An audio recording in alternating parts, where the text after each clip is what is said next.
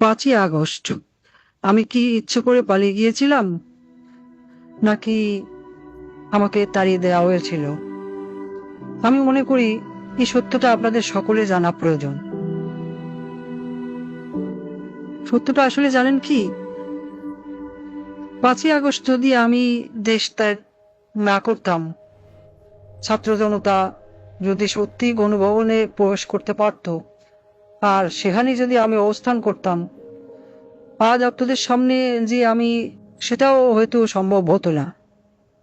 তারা আমাকে কখনোই জীবিত রাখতো না, গাদ্দাফিসেও করুণ পরিণতি করত।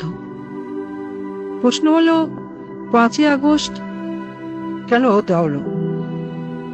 দেখুন, 5ই আগস্ট যদি আমি অনুভবন ত্যাগ নাও করতাম, একটা না একটা সময় ওই বাড়ি থেকে আমাকে চলে যেতেই হতো। 5ই আগস্ট না হলে 5 জানুয়ারি, আর তা না হলে 5 এপ্রিল। 16 বছরে মানুষের মনের মধ্যে জন্ম হওয়া ক্ষোভের বিস্ফোরণ, সেটা আজ হোক কাল হোক হতোই।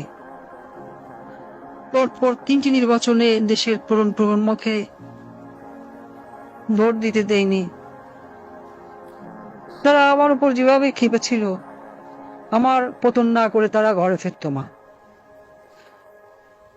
আসলে আমার পরিবার পরিজন আর দলের নেতাকর্মী, তারা এই যে দেশে যে পরিমাণ দুর্নীতি, লুটপাট আর রাজধানীর রাজত্ব কায়েম করেছিল, শক্ত হাতে তা দমন না করতে পারাই হয়তো আমার রাজনৈতিক জীবনের সবচেয়ে বড় ব্যর্থতা।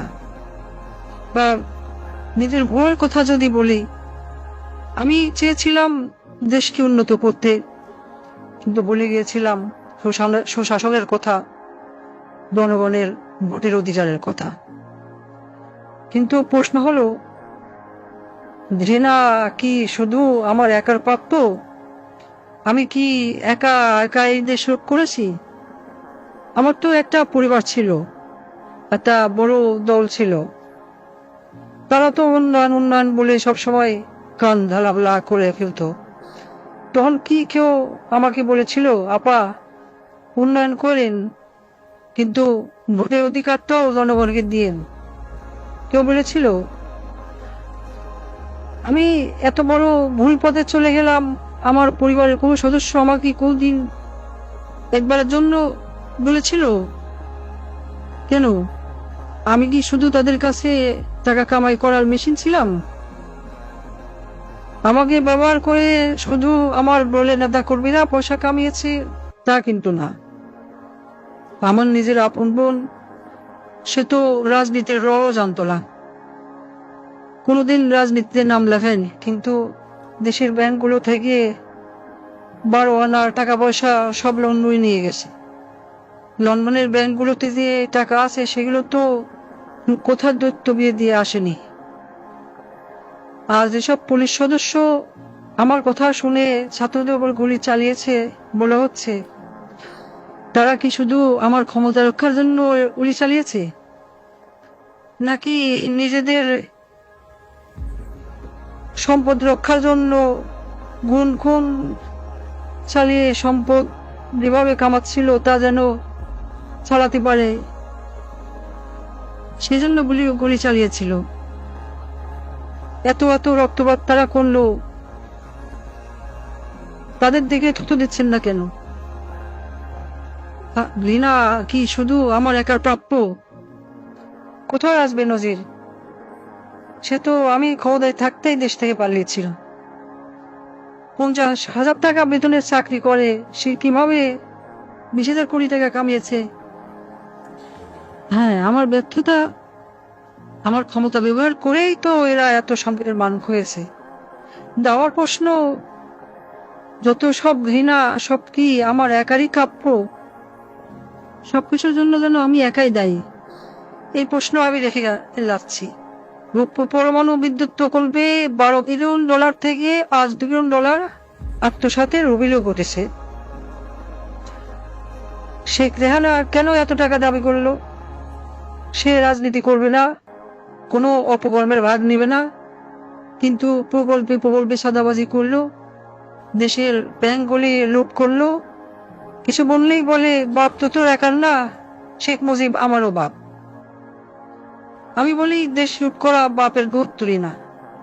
এই দেশে হয়তো এমন মানুষই বেশি ছিল যারা আমাকে ভালোবাসে নাই, ঘৃণা করেছে, কিন্তু আমার বাবাকে তো ভালোবাসত। আমার দুঃশাসনে অতিষ্ঠ হয়ে আজ মানুষ আমার বাবা শেখ মুজিবকে নিয়ে কটূক্তি করছে, গালাগালি করছে। কিন্তু একটা আজব বিষয় শুনুন, আমি যে এত বড় ভুল পথে চলে গেলাম, আমার পরিবারের কোনো সদস্য, আমার মেয়ে, আমার ছেলে কোনোদিনও একবারের জন্য বলেনি। তারা আমাকে ব্যবহার করে শুধু টাকা পয়সা কামিয়ে গেল। আমার আপন বোন, সেও কিন্তু সেই পথেই হাঁটলো।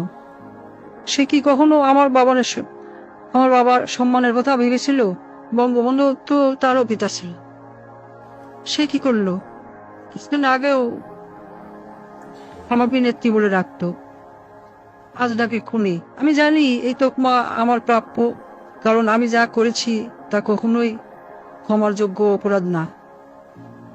রাতে যখন ঘুমোতে যাই, আমার দিনগুলো আর রাতগুলো এখন একই রকম। আমি জানি না ঘুমাতে কেমন লাগে, জানি না শান্তি কাকে বলে।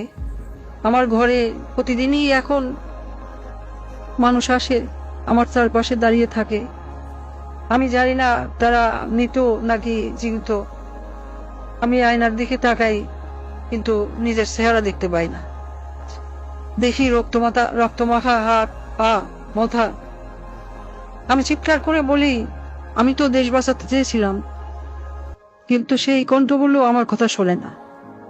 তারা আমাকে বারবার প্রশ্ন করে, আমাকে কেন মারলেন? আমার মায়ের কাছে ফিরিয়ে দিন। আমি ক্ষমা চাই না। আমার মতো নরপিশাচের কোনো ক্ষমা হয় না। আমি এক পাপী, আমি এক মহাখনি। আজ আমি মতিউর রহমান রেন্টুর সাথে গোলা মিলিয়ে বলতে চাই, আমার ফাঁসি চাই।